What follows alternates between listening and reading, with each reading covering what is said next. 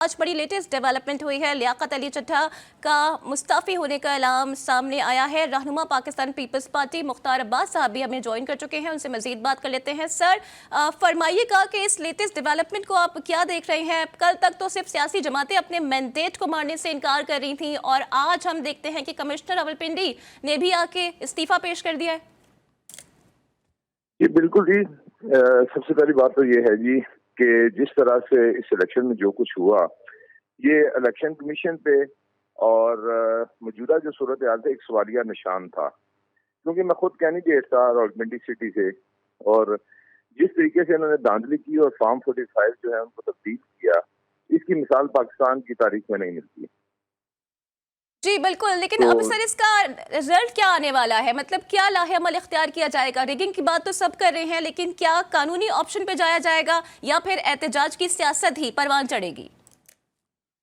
देखिए जी, इखलाकी तौर पे सारी चीजें तो सामने है ना। एहतजाज तो किया जा रहा है, सारे लोग अदालत में केसेस चले गए हैं और इलेक्शन कमीशन के खिलाफ जिस तरह से लोग जो बातें कर रहे हैं वो तो सबके सामने है।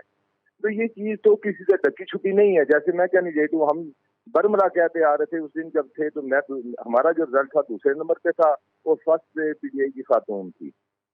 जी। तो और शाम को जब रिजल्ट आरओ ऑफिस जो है वहां से जब रात को अनाउंस हुए, सुबह के टाइम रात को तब्दील करके, तो उन्होंने 50-50 हजार की लीड से इनको इलेक्शन में विन करवाया।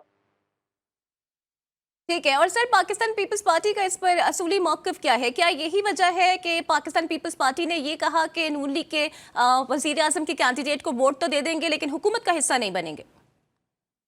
देखिए जी, पाकिस्तान पीपल्स पार्टी का जो हमेशा से जो स्टैंड रहा है वो पाकिस्तान के साथ रहा है, जमहूरियत के साथ रहा है, आइन के साथ रहा है और पार्लिमान के साथ रहा है।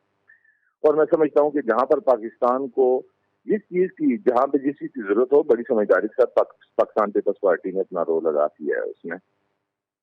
तो जिस चीज की जरूरत थी, हमारे चेयरमैन बिलावल भुट्टो जरदारी साहब ने जो प्रेस कॉन्फ्रेंस की थी वो सबके सामने जिस तरह से जो था, हमारी जो कमेटी का जो इजलास था उसमें उन्होंने जो फरमाया, वो बात तो किसी से ढकी छुपी नहीं है। सबके सामने उन्होंने कहा था कि हम हुकूमत में जो है वो इनके साथ नहीं बैठेंगे, हम वोट जहाँ तक ताल्लुक है और हम तो दे देंगे। लेकिन उसके बाद से मियां नवाज शरीफ साहब का बयान आ गया कि जी बिल्कुल, आपने वजह फरमाया। रहनुमा पाकिस्तान पीपल्स पार्टी मुख्तार अब्बास साहब हमारे साथ मौजूद है।